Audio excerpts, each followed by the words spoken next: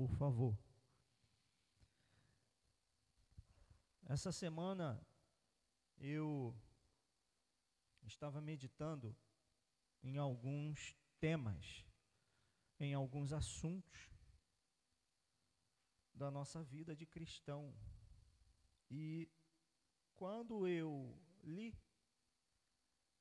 mais uma vez a história de José, porque a Bíblia é assim, queridos, quanto mais a gente lê, mais as revelações do Senhor, a nossa vida se renovam. A escrita é de mais de 2000 anos atrás, pelo menos o Antigo Testamento. Permanece a mesma, o mesmo texto, a mesma escrita, porém todas as vezes que nós lemos o texto bíblico, Deus tem algo novo a nos revelar, a nos ensinar. E quando eu estava lendo a história de José, o Espírito do Senhor me fez parar no capítulo 39, nesses 6 primeiros versículos. Existe um pano de fundo nesses 6 primeiros versículos. Um pano de fundo histórico, espiritual. Algo verídico que aconteceu e algo espiritual. Algo que define a pessoa de um menino de 17 anos de idade. Não era um homem formado, pai de família, como eu, como alguns aqui. Não era uma criança, um adolescente. Era já um menino entrando na sua fase da juventude, de 17 para 18 anos de idade, que vive o extraordinário de Deus na sua vida, diante de circunstâncias adversas. E o Espírito Santo me parou aqui. Para aqui e pensa, porque eu preciso falar com alguém. E eu disse para Deus, Senhor, principalmente comigo, porque quando Deus fala conosco, quando Deus nos dá a palavra, ela vem e ela fala conosco primeiro. A gente sente a presença de Deus. E queridos, diante disso, o Espírito Santo falou ao meu coração. Eu quero que você medite na vida de algumas pessoas, a começar por José. Pessoas extraordinárias que me apresentaram em meio a situações adversas.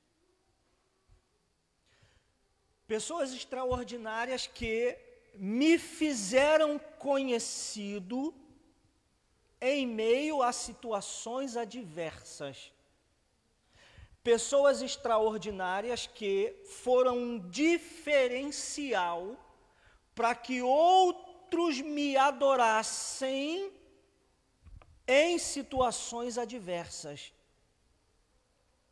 Pessoas extraordinárias que abriram o conhecimento da graça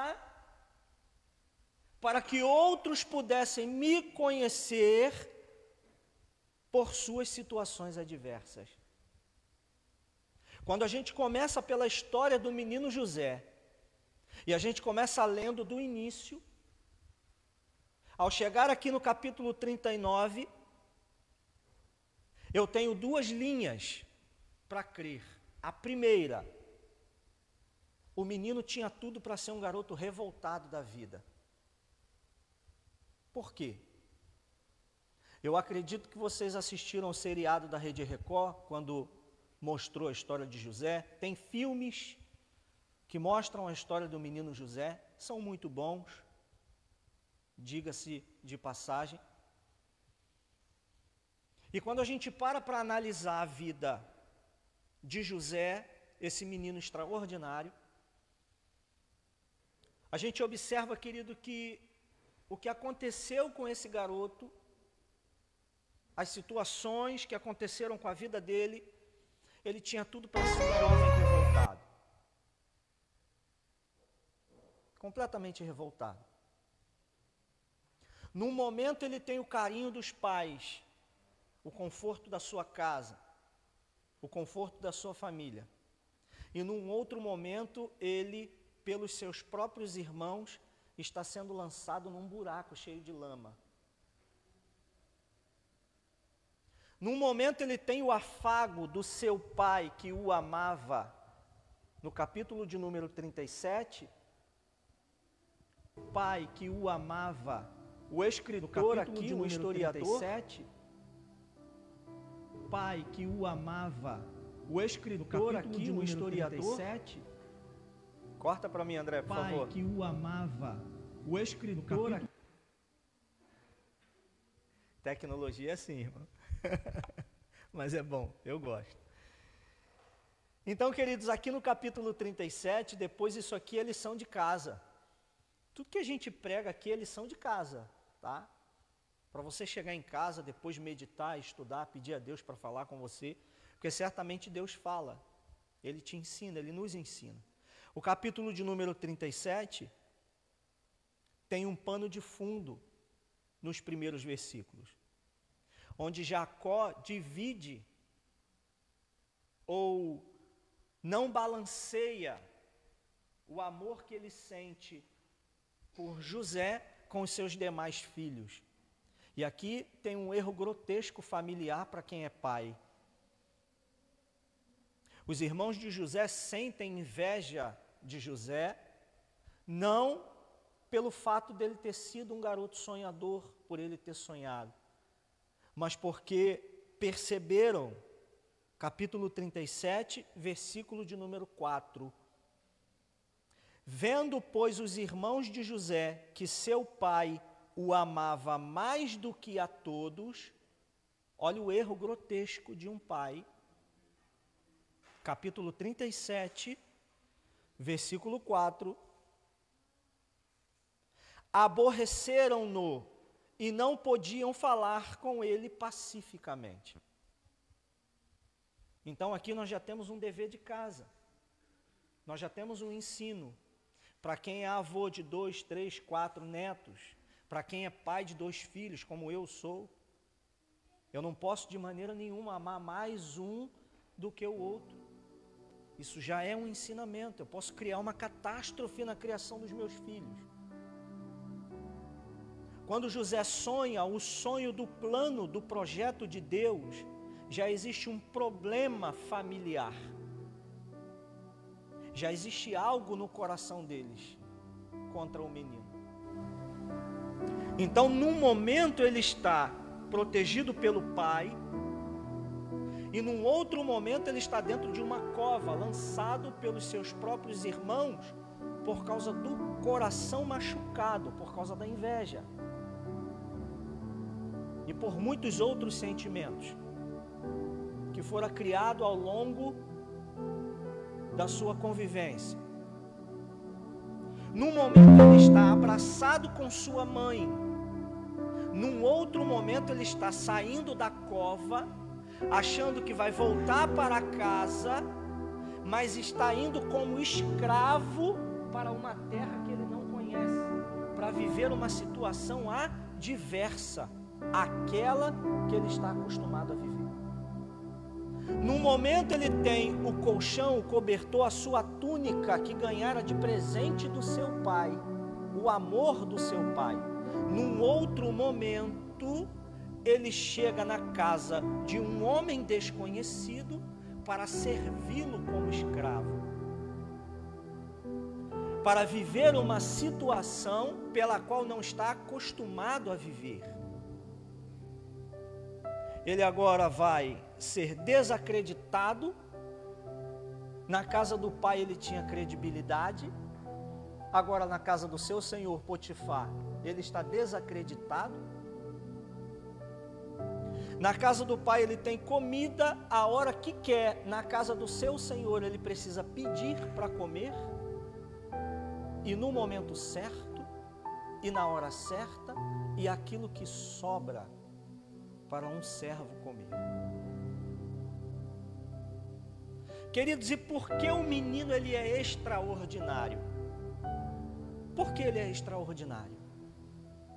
Porque Deus olha de lá de cima e vê que ali tem um jovem extraordinário. Nós podemos aprender algumas coisas aqui com José. A primeira delas é que a adversidade não faz o caráter de um adorador. O adorador, ele é adorador fora da adversidade e na adversidade. Ele é adorador na casa do Pai, quando tudo está bem, e ele também é adorador quando tudo começa a parecer mal, quando tudo começa a dar mal, quando tudo começa a acontecer de maneira contrária, ele permanece fiel à sua adoração ao Senhor.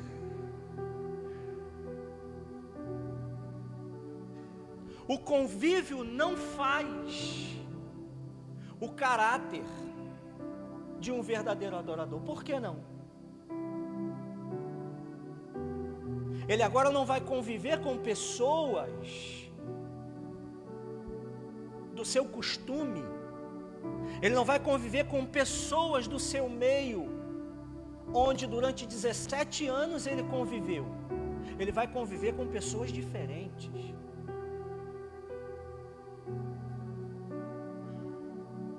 E qual é a postura do menino extraordinário? A de um adorador verdadeiro, a de um servo verdadeiro. Eu estou longe da casa do meu pai, mas eu tenho o meu Deus como meu Senhor. Eu estou numa terra que adora outros deuses, mas eu tenho o meu Deus como meu Senhor. Eu estou na casa de alguém que é devoto a muitos deuses, mas eu sou adorador de um Deus só. Eu vou conviver com pessoas de diversas culturas, mas a minha cultura é: somente ao Senhor teu Deus adorarás e só a Ele servirás. A cultura de quem está comigo não forma o meu caráter diante de Deus. Por quê? Porque aquilo que eu aprendo de Deus é que forma, segundo a sua palavra, o meu caráter diante dele, e não aquilo que o externo me impõe. Porque ele é extraordinário, queridos? Porque no meio da sua adversidade ele tem uma capacidade que nos ensina. Que capacidade é essa? Ele é alguém que faz o seu Deus ser conhecido no meio da sua adversidade. Poderia ter sido um garoto revoltado, poderia ter sido alguém de ter virado as costas para o seu Deus,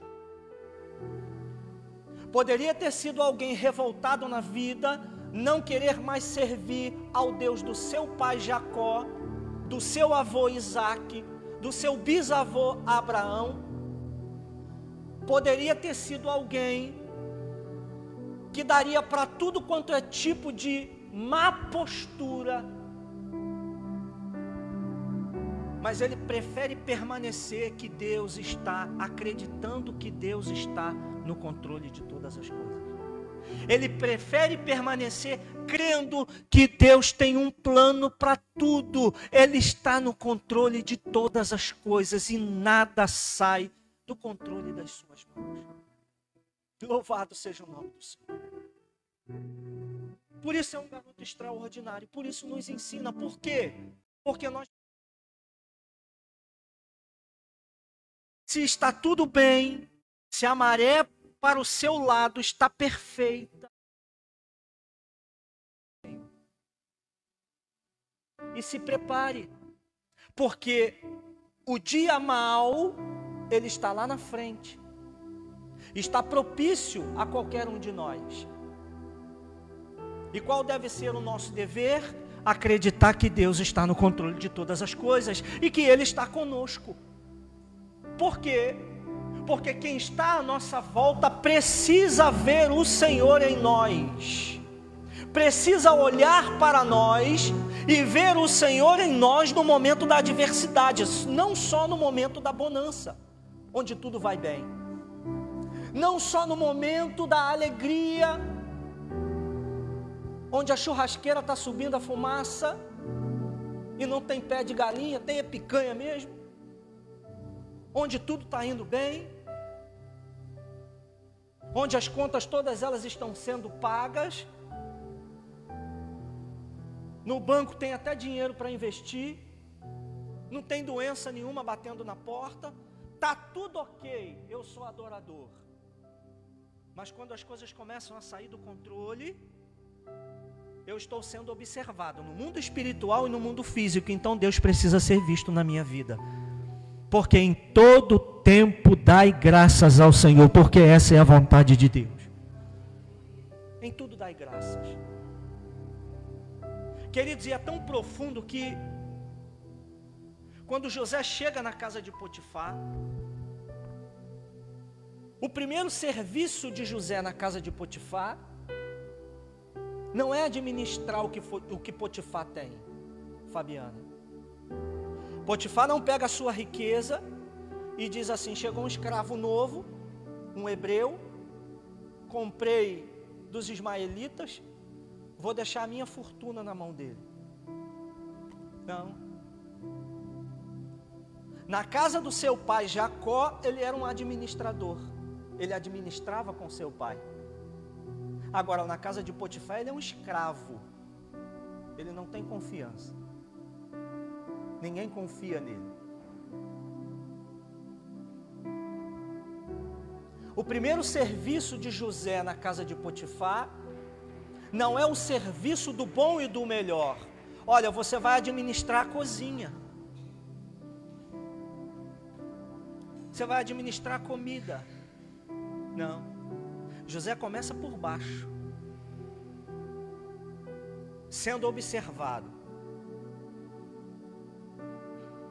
E o Espírito Santo falou comigo: Tiago, olha, existem pessoas que viram as costas quando a adversidade chega, porque não compreenderam que o meu poder é tão grande, que se a pessoa quiser, eu faço toda aquela adversidade virar-se ao seu favor, como eu fiz com José.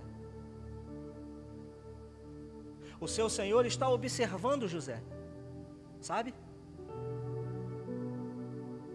Vai varrer a casa, dando glória a Deus. Vai limpar o tapete, adorando ao Senhor, servindo ao Senhor. Vai tirar um lixo de dentro da casa, dando glória a Deus, por estar vivo. E o seu Senhor está observando.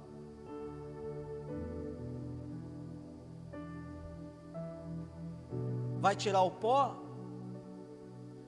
vai capinar o quintal, vai para a roça do seu Senhor, dando glória a Deus.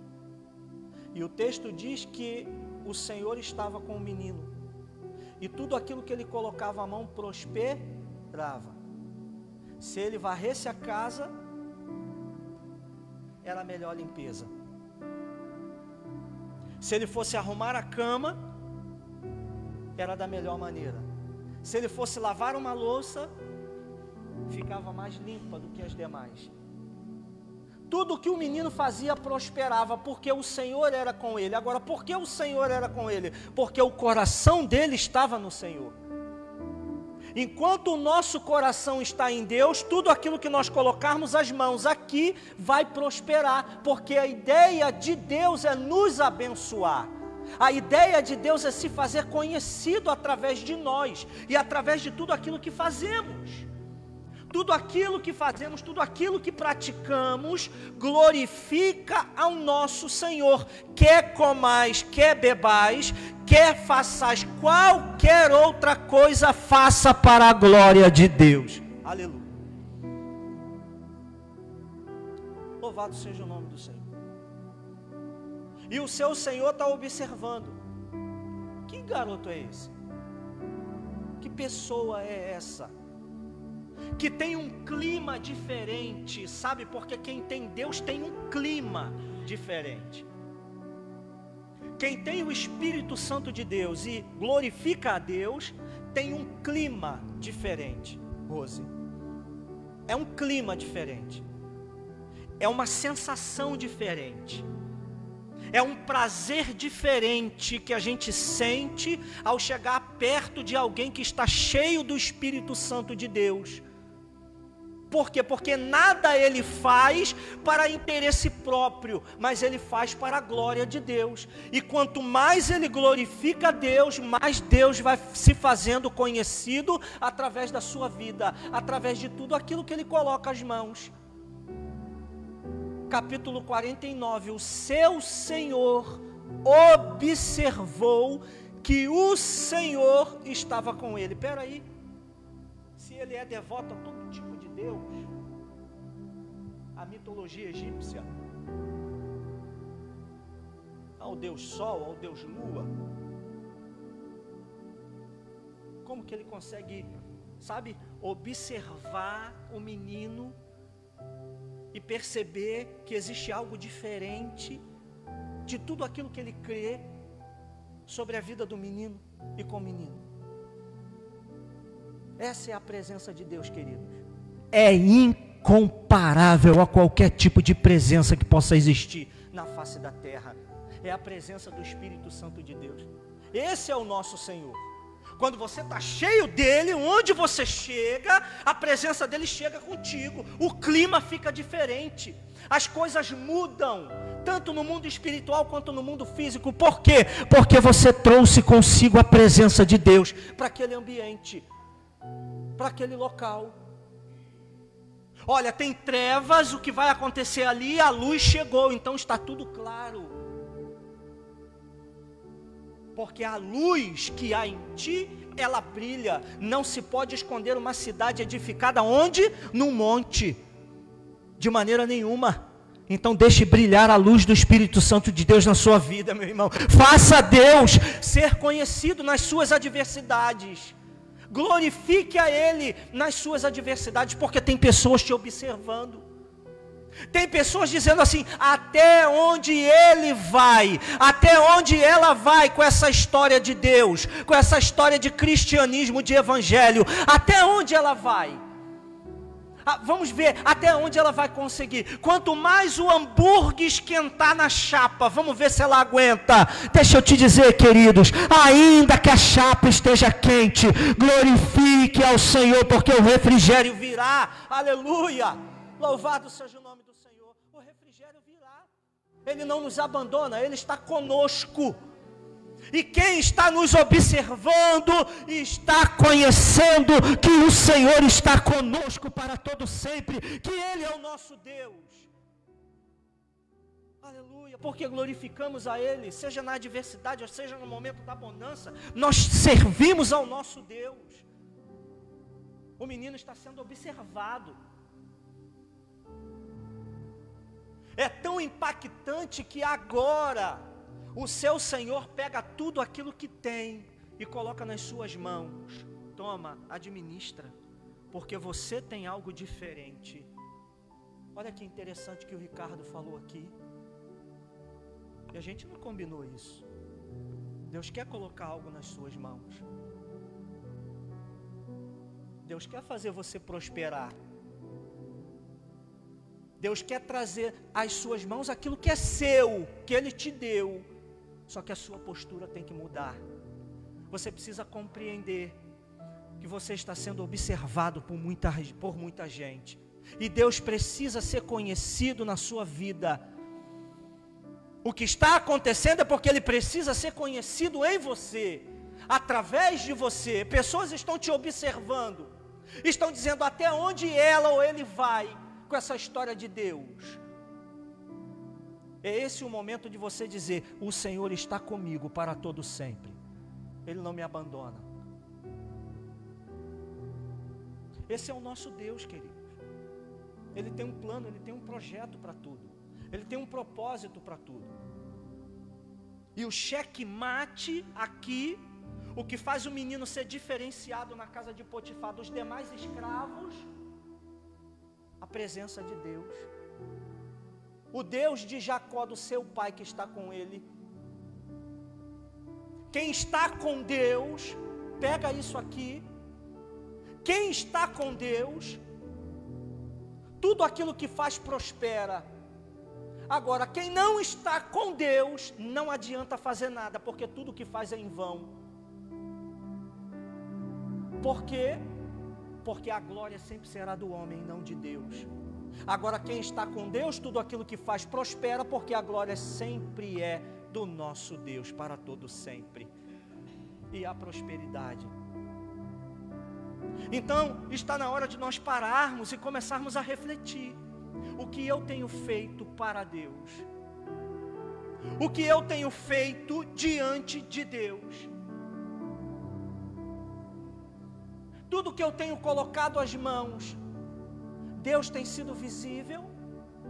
Tudo aquilo que eu tenho feito para o homem está sendo aplaudido?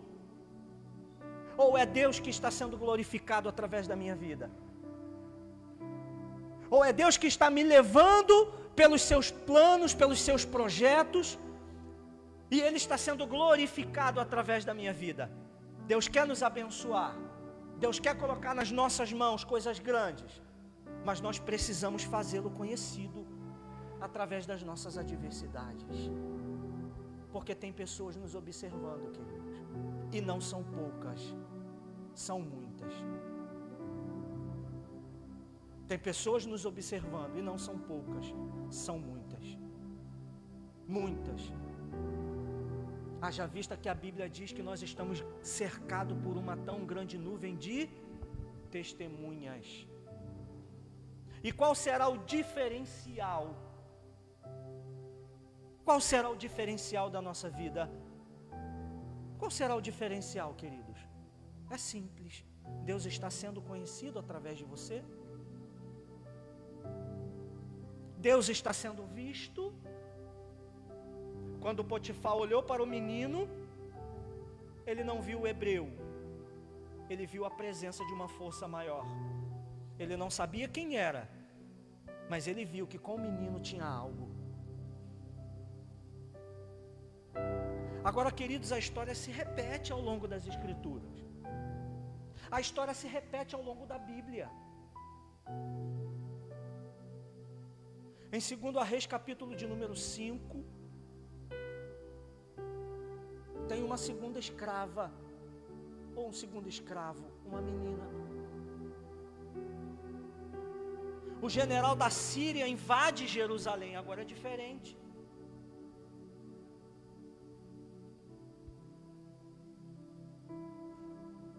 Mata os pais da menina, leva a menina cativa para a Babilônia, para a Síria. Chegando na Síria, ele pega a menina e coloca dentro da sua casa e deixa ela trabalhando com sua esposa. Essa menina é sua escrava, é sua serva. Segundo livro dos Reis, capítulo de número 5. A história de Naamã. Quando a menina chega ali, ela não tem mais o afago dos pais, só tem a memória da morte, uma terra destruída, longe da sua parentela, não tem perspectiva mais de vida, a não ser a escravidão, a não ser o ser escrava para o resto da vida, servindo a uma família de ricos, a família de um general, numa terra que não é sua. Não pode ter um casamento decente, não pode ter mais uma vida decente, porque agora é escrava. Não pode comprar, porque está longe da sua terra. Se quer alguma coisa, tem que pedir. Situações adversas, onde pessoas extraordinárias fazem Deus ser conhecido. E num belo dia a menina ouve, escuta Naamã conversando com a sua esposa: olha, a minha doença está piorando. Já estou chegando num ponto de não poder mais vestir a minha armadura, porque minha pele coça.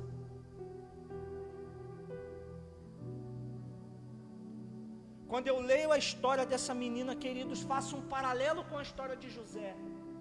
Quando eu olho para essa menina e faço esse paralelo, o que eu consigo observar aqui, queridos, a primeira coisa, essa menina tinha tudo para ser revoltada na vida.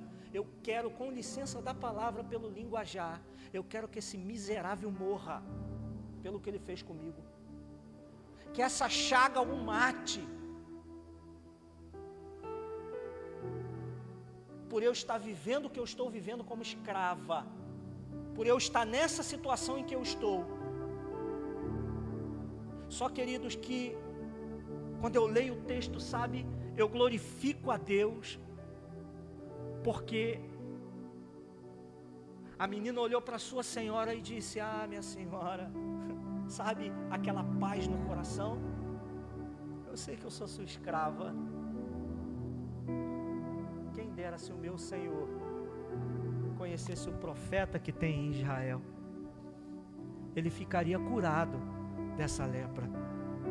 Bem-aventurados pacificadores, não pagai o mal por mal, mas pague o mal por bem, porque Deus será glorificado na sua atitude. Louvado seja o nome do Senhor. Ao invés da menina, não, eu não tenho nada a ver, que eu quero que esse miserável morra, não. Sabe, abraça a sua senhora. Se ele conhecesse o profeta que tem, o profeta do nosso Deus, que tem lá em Israel, ele ficaria curado da sua lepra, ele ficaria curado da sua doença. Queridos, o texto, a história prossegue. Quando Naamã recebe a cura, Naamã diz para o profeta Eliseu: eu não servirei a nenhum outro Deus a não ser o Deus de Israel.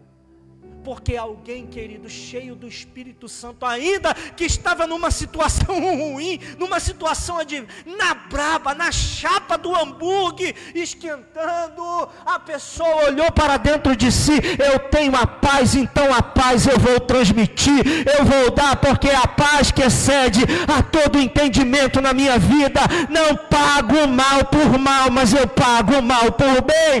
Ele precisa conhecer o profeta do Senhor para que seja curado. Aleluia, louvado seja o nome do Senhor, e o nome do Senhor seja glorificado nas nossas adversidades, sabe, queridos, porque estamos sendo observados,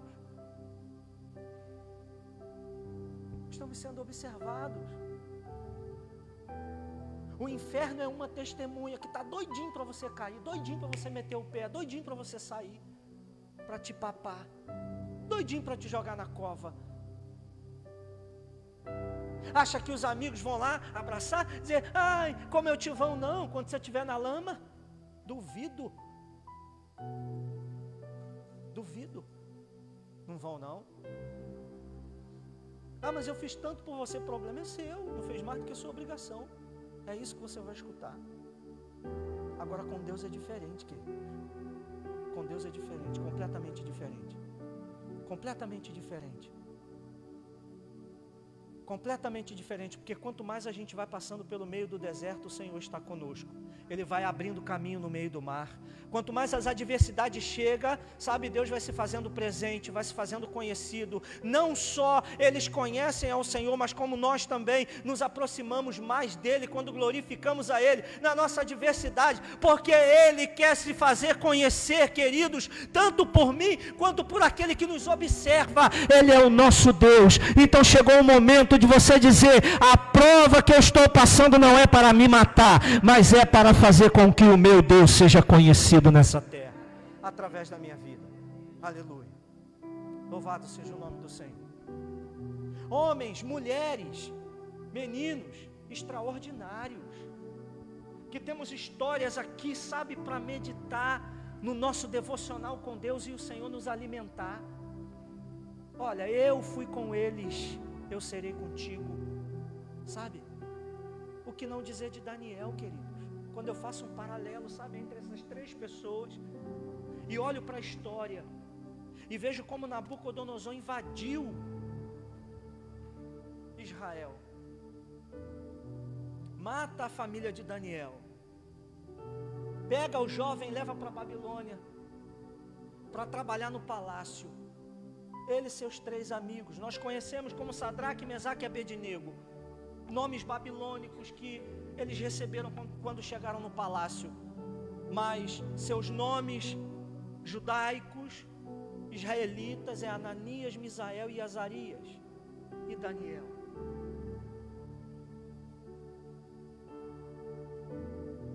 Estou no palácio, vou me vingar. Tu destruiu a minha terra, vou botar veneno no teu vinho, miserável. Vou te tirar do teu trono. Parece até filme de Hollywood, não é? Aquela conspiração, espírito de vingança. Você me tirou do meu conforto, do conforto da minha terra, do meu aconchego, do meu afago, dos meus, me trouxe para cá, para te servir, me colocou nessa situação. Se prepara que eu vou armar uma para tu, vou te tirar do teu trono. Mas não é isso que a história conta. A primeira oportunidade que Daniel tem, ele cerca a sua vida com o Espírito Santo de Deus e diz: eu não vou me contaminar com nada do que acontece aqui, porque eu não sou daqui. Eu vou voltar para minha casa. Ele vai me buscar, porque eu vou voltar para lá. Eu não vou me contaminar. Daniel capítulo de número 1, a partir do versículo de número 8. Ele não se contamina com as iguarias daquele local que são consagradas a ídolos que ele não serve. Ele prefere se alimentar daquilo que é da terra, de legumes. E quando o rei observou, viu a inteligência, porque Deus desceu na mente de Daniel. Olha, querido, quando você decide manifestar Deus na sua adversidade, o Senhor vai lá na sua mente, na sua inteligência, e faz você se sobressair a todos os que estão à sua volta, porque Ele é o Senhor, para que o nome dEle seja glorificado. O mesmo rei sonha, capítulo de número 2 de Daniel, dever de casa para você ler, capítulo de número 2. Não tem ninguém com poder e inteligência no palácio, na Babilônia, para decifrar aquilo que o rei sonhou. Mandaram chamar Daniel. Chame Beltesazar. Pela inteligência que Deus deu a Daniel, aquele rei o constituiu como governador da Babilônia, para governar somente abaixo dele, assim como aconteceu com o menino José. Sabe o porquê, queridos? Porque ele preferiu fazer Deus ser conhecido na sua adversidade, ao nutrir um sentimento de revolta e virar as costas para Deus, por estar vivendo o que ele estava vivendo na Babilônia como escravo. Ele preferiu glorificar a Deus e dizer: eu vou fazer você ser conhecido. Ele orava às 6 da manhã, ele orava ao meio-dia, ele orava às 6 da tarde, 3 vezes por dia Daniel estava de joelho. Eu estou longe da minha pátria, mas eu estou perto de ti. Eu não tenho mais a minha família, mas o Senhor Deus é o meu pai, é a minha mãe, é o meu filho, é o meu irmão. O Senhor é a minha família, o Senhor é o meu Deus. Eu não tenho mais a comida da minha pátria, mas o teu Espírito me sustenta. Louvado seja o nome do Senhor. Aleluia. Não será a situação adversa quem vai ditar a regra da sua vida, querido. É você quem dita a regra da sua vida. É você quem diz: não vou cair, vou me colocar de pé. Levanta-te, porque o Senhor Deus quer falar contigo. Aleluia. Louvado seja o nome do Senhor. O dia mau vai chegar, eu sei que vai. Se ele não chegou ainda, ele vai chegar, ele vai bater na sua porta. Mas quando ele bater na sua porta, lembre-se que Deus está no controle de tudo. Que Deus está no controle de tudo, que não é para te fazer cair, é para te colocar de pé e fazer com que Ele seja glorificado e seja conhecido. Aleluia! E você se tornar uma pessoa extraordinária no mundo espiritual, ao ponto de entender que Ele precisa ser glorificado. Louvado seja o nome do Senhor. Mas sempre tem, sabe, aqueles, para eu finalizar, aqueles invejosos que dizem assim: até onde ele vai com esse negócio de Deus? Capítulo de número 6, o homem prospera na Babilônia. Capítulo de número 6 de Daniel, dever de casa. A monarquia muda, já não é mais Nabucodonosor, agora é Dario. E eles pensam assim: eu não consegui com Nabucodonosor, porque Nabucodonosor gostava dele, vou tentar com Dario. Ó rei, faz um decreto, só o Senhor pode ser adorado e mais ninguém. Vamos afunilar mais, vamos acender mais a chapa do hambúrguer, vamos queimar mais um pouco, vamos afunilar mais a vida dele, vamos ver se a gente pega ele aqui. Mas o garoto está lá, 6 da manhã, ajoelhado: Senhor, obrigado, porque eu dormi, eu acordei, e o Senhor me deu a vida deste dia para viver. O menino está lá: obrigado, Senhor, muito obrigado, porque essa manhã eu tomei o meu café da manhã. Obrigado, Senhor, porque essa manhã eu pude olhar para a vida, sabe, das pessoas aqui nesse palácio. O menino está lá ajoelhado diante de Deus, orando, falando com Deus, agradecendo a Deus pelo dom da vida. Ao meio-dia ele está lá: Senhor, obrigado por ter me prosperado de 6 da manhã até agora. O Senhor me guardou, o Senhor me livrou. Obrigado porque eu te sirvo, eu te adoro, o Senhor me guia, o Senhor está comigo para todo sempre. Às 6 da noite o garoto está lá de novo de joelhos: Senhor, obrigado pelo dom da vida. Eu não posso deixar um minuto de falar com o Senhor. Eu não posso deixar um minuto de manter o meu relacionamento com o Senhor, porque o Senhor é quem me guarda, o Senhor é quem está comigo. E os invejosos chegaram e peguei, ó, a chapa esquentou. Ó rei, lembra do Daniel? Está adorando a um outro tipo de Deus, que não seja o Senhor, os deuses da Babilônia. Mas como ele assinou, como ele colocou o selo, ele tem que cumprir com aquilo que ele fala. E o inferno está batendo palma. Todos nós conhecemos a história. Joga Daniel dentro da cova dos leões. E quando ele é jogado lá, queridos, creio eu que ele não cai sentado, que ele não cai em pé.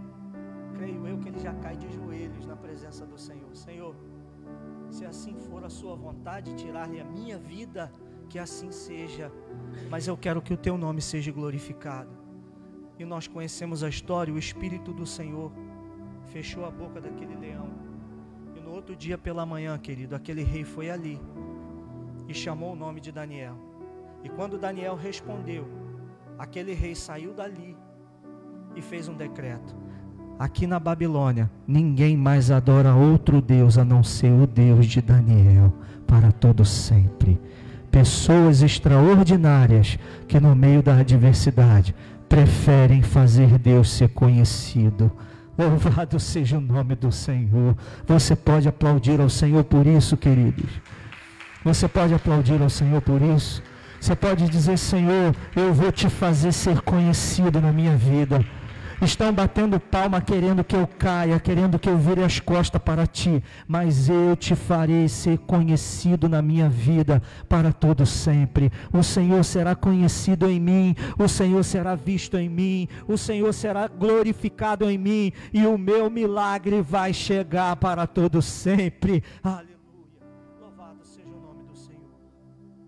Louvado seja o nome do Senhor. São histórias, queridos, que, sabe, nos fazem chorar quando a gente lê, quando a gente ouve. São exemplos que tocam o nosso coração. O que não dizer do Coliseu? Tem um livro muito bom que eu gosto, As Catacumbas de Roma. Hoje é uma das maravilhas do mundo lá na Itália. Muitos pastores, missionários, muitas pessoas de dinheiro visitam o Coliseu, tiram foto, fazem selfie. Mas por trás daquelas paredes tem o sangue de muitos cristãos inocentes que preferiram não negar o nome do Senhor, preferiram a morte, serem jogados para a comida de leões, mas glorificar ao Senhor no meio da sua adversidade. Glorificar ao seu Deus no seu momento ruim, no seu momento difícil, no seu momento que parece que está tudo preto na cabeça, não tem nada, não tem uma nuvem azul no céu, só tem nuvem negra, só vai chover, é só temporal.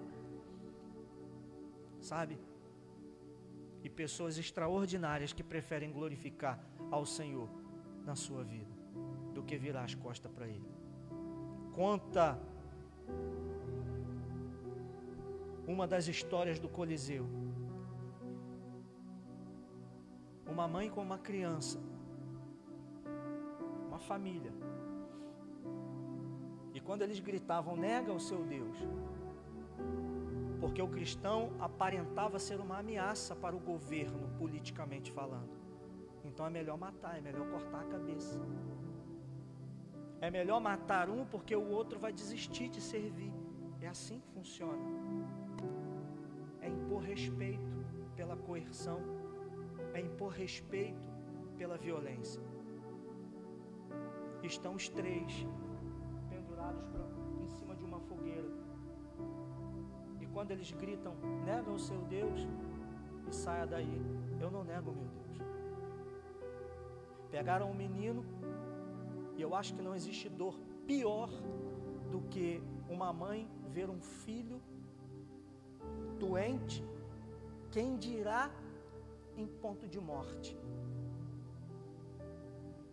Eu acho que não existe dor pior do que isso.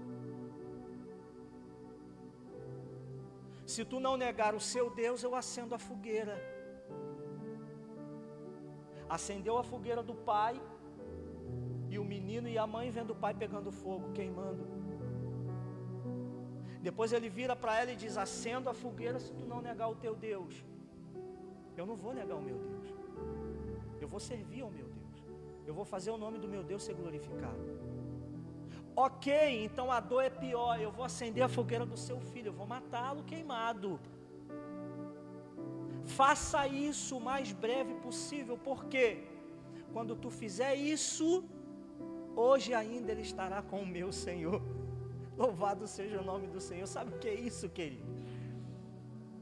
Preferir a morte, ver o filho queimar, do que negar ao seu Deus diante de uma plateia. Essas são as histórias e muitas outras que estão lá, escondidas lá, que os livros contam.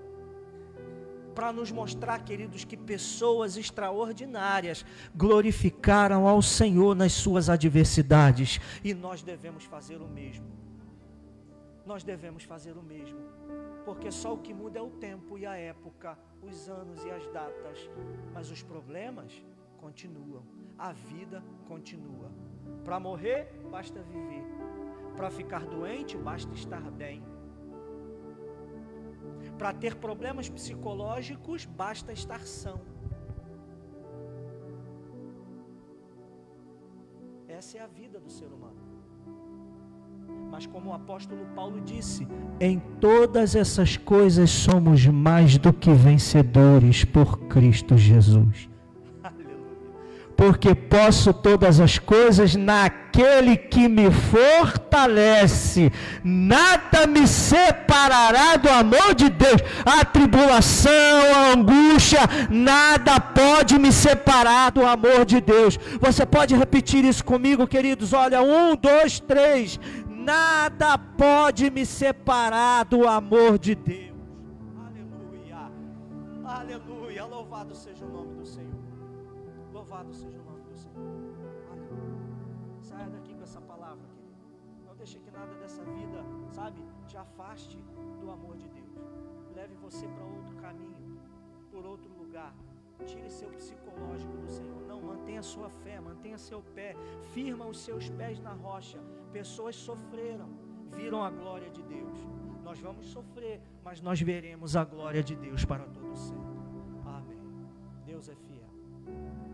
Deus é fiel. Na quinta-feira nós estaremos aqui, se Deus quiser. Essa quinta-feira eu não vou ficar até mais tarde no trabalho, igual me seguraram lá, me prenderam, mas essa quinta-feira não. Dá uma folga pro Ricardo.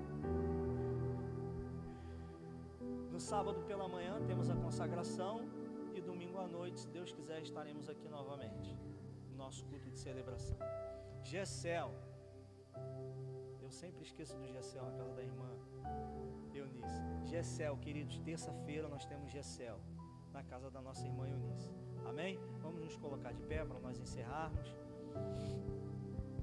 orarmos ao Senhor, pedirmos ao Senhor mais uma semana que se inicia hoje.